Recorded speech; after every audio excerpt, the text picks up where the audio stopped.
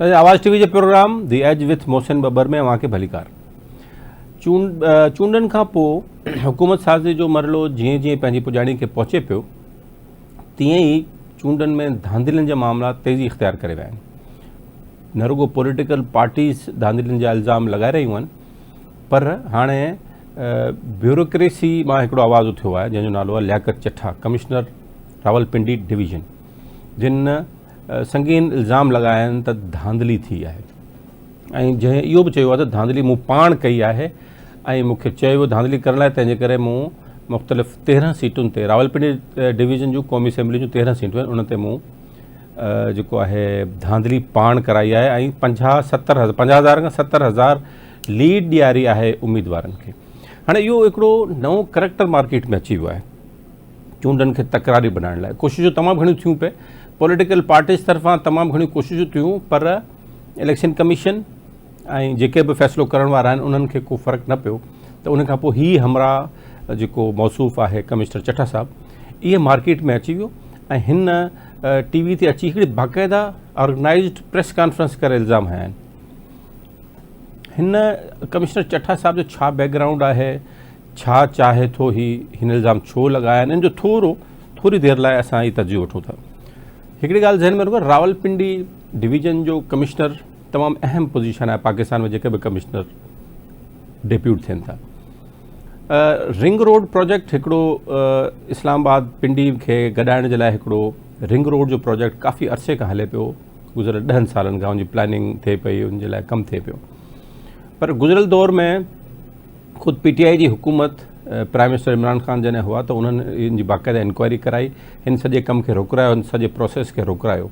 तमामु वॾो अहम प्रोजेक्ट इन करे आहे जो हिन में खरबे रुपयनि जी इन्वॉल्वमेंट इन सेंस में आहे त हिते ज़मीनूं ख़रीद कयूं वियूं आहिनि ऐं हिते हाउसिंग सोसाइटीज़ वॾियूं वॾियूं ठहनि पियूं ऐं उन हाउसिंग सोसाइटीज़ खे कनेक्ट कयो पियो वञे, जेके अॻु में पुराणियूं जेके हिकिड़े मशहूरु बिज़नेस टाइकोन जी हाउसिंग सोसाइटी हूंदी आहे पाकिस्तान में, उनखे उन सां कनेक्ट करे, उनखां पोइ उनखे GT रोड सां कनेक्ट करे, उनखां पोइ उनखे मोटरवे सां कनेक्ट करे, उनखां पोइ उनखे वरी पिशावर रोड सां कनेक्ट करे, वरी उनखे GT रोड सां कनेक्ट करे, तमामु ह्यूज क़िस्म जो रिंग रोड आहे जंहिंखे ठाहियो वियो पियो, प्लानिंग जे फेज़ में आहे। उनमें इंक्वायरियूं थियूं, उनमें काफ़ी ऑफिसर इन्वॉल्व आहिनि। रावलपिंडी में जेका पोस्टिंग हूंदी आहे वरी अहम हूंदी आहे। हाणे जेको ही लियाकत चट्ठा साहब आहिनि कमिश्नर, जो ताल्लुक़ु आहे सुइयावाला, हाफ़िज़ाबाद ज़िले जो हिकिड़ो ॻोठु आहे सुइयावाला, उतां सां हिननि जो ताल्लुक़ु आहे। बुनियादी तौर ते डायरेक्ट मुख़्तियारकार भर्ती थिया हुआ रैंकरनि ऐं रैंकर खां थी ही पहुता आहिनि कमिश्नर ते, ऐं इन अरसे दौरान वॾनि पोस्टनि ते रहिया आहिनि, जंहिंमें घणे भाङे रियल एस्टेट जा प्रोजेक्ट्स इन्वॉल्व हूंदा आहिनि। पंहिंजे कैरियर में इन ते ई रहिया आहिनि, उन्हनि खे इन कम ते ई लॻायो वेंदो आहे।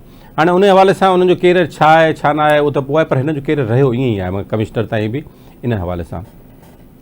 तंहिंजे करे उन्हनि जो ही मामिलो जेको थियो आहे ऐं ओचितो उन्हनि हिकिड़ी प्रेस कॉन्फ्रेंस कई आहे, हिन जो थोरो जाइज़ो वठूं था। प्रेस कॉन्फ्रेंस में फरमाइनि था त 13 सीटुनि ते 50 ऐं 70,000 वोटनि जी लीड मूं पाण ॾियारी हुई। हाणे पहिरियों सुवाल त इहो आहे त कमिश्नर साहब जो किरदारु कहिड़ो हूंदो आहे चूंडनि में किरदारु हूंदो आहे पोलिंग ऑफिसर जो, प्रिज़ाइडिंग ऑफिसर जो ऐं रिटर्निंग ऑफिसर जो, डिस्ट्रिक्ट रिटर्निंग ऑफिसर जो। इहे किरदारु हूंदा आहिनि। District returning officer direct election commission सां राब्ते में हूंदो आहे, विच में कमिश्नर हूंदो आहे। कमिश्नर जो कमु सिर्फ़ु इंतिज़ामी तौर ते ज़िलनि खे सूबे खां पंहिंजी हिदायतूं वठणु ऐं सूबे खां पोइ हेठि कमिश्नर्स खे इंतिज़ामनि जे हवाले सां हिदायतूं ॾियणु हूंदो आहे। इन खां अलावा इलेक्शन प्रोसेस में हुनजो को बि किरदारु नाहे हूंदो। जेकॾहिं सिक्योरिटी लाइ इदारनि खे तलब करिणो आहे या हुनखे मैनेज करिणो आहे त उहो बि DRO जो माना डिप्टी कमिश्नर जो कमु हूंदो आहे, कमिश्नर जो कमु नाहे हूंदो। पर ही साहब चवंदा मूं सभु कुझु करायो आहे। हिकिड़ी ॻाल्हि आहे त प्रेस कॉन्फ्रेंस में जॾहिं हुननि इल्ज़ाम हया त को बि सबूत न ॾिनो, नॉट ए सिंगल पेपर हुन किथे ॿुधायो हुजे त ही सबूत आहे, उहो न ॾिनो। उन खां पोइ उन्हनि ॿुधायो त 13 सीटनि ते 70,000 जी लीड थी आहे। हाणे जेके ही 13 जेके बि सीटूं आहिनि रावलपिंडी डिवीज़न में, जंहिंमें अटक, रावलपिंडी, जहलम ऐं चकवाल 4 ज़िला अचनि था। इन्हनि चइनी ज़िलनि जूं जेके सीटूं आहिनि उन्हनि में कंहिं बि सीट ते 50,000 या 70,000 लीड न आहे। त हिकिड़ी सीट में वधि में वधि 35,000 जी लीड, 32,000 जी लीड वई आहे। उनखां अलावा बाक़ी सभिनी सीटनि ते कंहिं 5,000, कंहिं 4,000, कंहिं 7,000, कंहिं 15,000, ॿियो 20,000 इन्हनि सीटनि ते वई। इन्हनि सभिनी सीटनि ते 13 मां बाक़ी सभई सीटूं जेके आहिनि PMLN खटियूं आहिनि ऐं सवाइ ॿिनि सीटनि खां हिकिड़ी आज़ादु उम्मीदवार जेको टेक्सला जो तक हो रावलपिंडी डिस्ट्रिक्ट जो, उते बैरिस्टर मलिक अकील साहिबु खटिया। उन खां अलावा हिकिड़े तक ते NA 52 ते राजा परवेज़ शरफ़ पीपल्स पार्टी जा खटिया आहिनि, उन्हनि जो पंहिंजो तक आहे गुजर ख़ान जो पुराणो।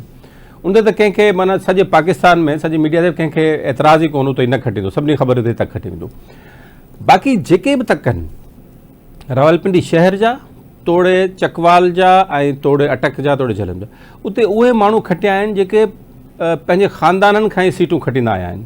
कॾहिं हाराईंदा आहिनि, कॾहिं खटींदा आहिनि, पर खटींदा आया आहिनि। सरदार ग़ुलाम अब्बास चकवाल जो हिकिड़ो वॾो ख़ानदान आहे, हुनजो हू पंहिंजे 80,000 लख वोट पंहिंजे खीसे में खणी हलंदा आहिनि जॾहिं इलेक्शन शुरू थींदो आहे।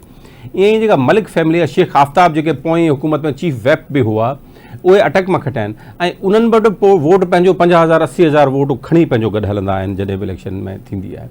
साॻी तरीक़े सां इन्हनि तकनि तां अब्बासी फैमिली आहे जेका मरी में, उहा खटींदा आहिनि हुतां, जेतोणीकि शायदि हकान अब्बासी साहिबु हिन दफ़े इलेक्शन न विढ़िया हुआ।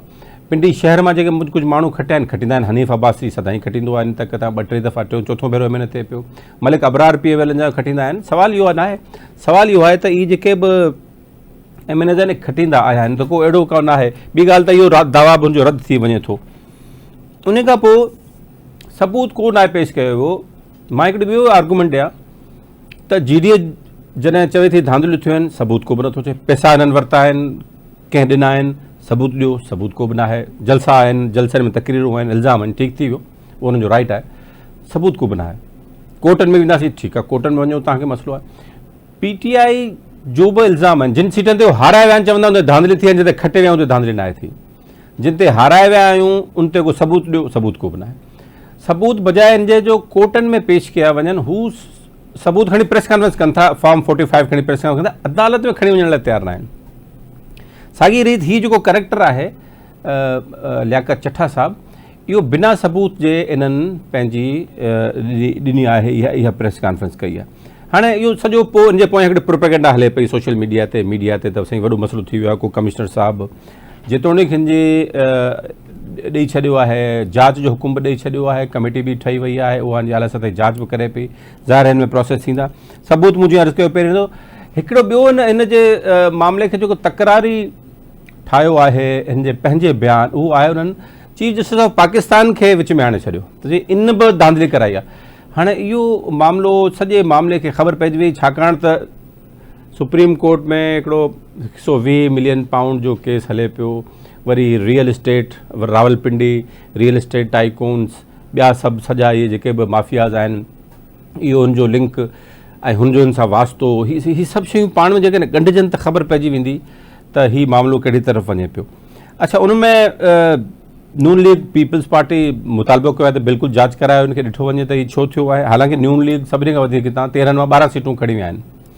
उन खां पोइ ECP हिनखे रद्द करे छॾियो आहे। हू चवंदा कमिश्नर जो त को बि रोल ई कोन्हे हिन में, पर पोइ बि असां जांच करायूं था। इलेक्शन कमीशन जी जेका प्रेस रिलीज़ आई आहे, उन्हनि बिल्कुलु हिन खे इल्ज़ामनि खे रद्द करे छॾियो आहे।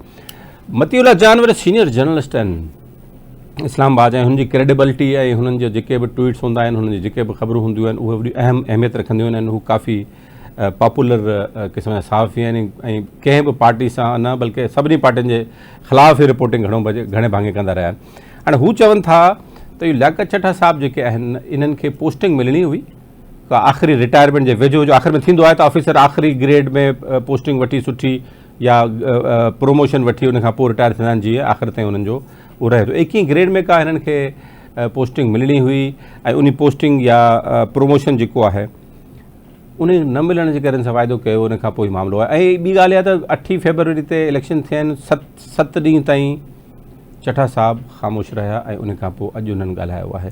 हुननि जी रिटायरमेंट थी रही आहे मार्च जे शुरूआति में, ऐं हू चवनि था त इहा जेका शुरूआति में रिटायरमेंट आहे, उनखां अॻु में हू किथे सुरख़ुरू थियणु चाहिनि था। ऐं ॿी हिकिड़ी शइ जेका हले पई सोशल मीडिया ते हले पई, उन्हनि जो हिकिड़ो अमरीका जो वीज़ा जारी थियो। हाणे इहो वीज़ा केतिरी सदाकत आहे, इहो डॉक्यूमेंट जी केतिरी अहमियत आहे, अञा ख़बर कान्हे। हाणे सभु शयूं जॾहिं जांच में वेंदियूं तॾहिं ख़बर पवंदी। त 13 फरवरी ते 3 ॾींहं पहिरीं अमरीका जो वीज़ा लॻो आहे चट्ठा साहिब जो, ऐं हू शायदि किथे वञण जी तयारी में बि आहिनि। हाणे इहा हुनखे छा ECL ते विझी चट्ठा साहिब खे रोकींदा न रोकींदा, चट्ठा साहिब जे इल्ज़ाम में केतिरी हक़ीक़त आहे, छा हू सबूत पेश कंदा उन कमेटी खे, सबूत पेश कंदा त कीअं कंदा, जंहिंजी इन्वॉल्वमेंट न हुई उहो सबूत कीअं पेश कंदा। तो इहो मामिलो थोरो मुंहिंजे, पर इहो मेनली प्रोपेगेंडा जो हिकिड़ो टूल नज़र अचे थो, जंहिंखे हाणे ड्रम बीटिंग सॼे मुल्क में कई वञे पई।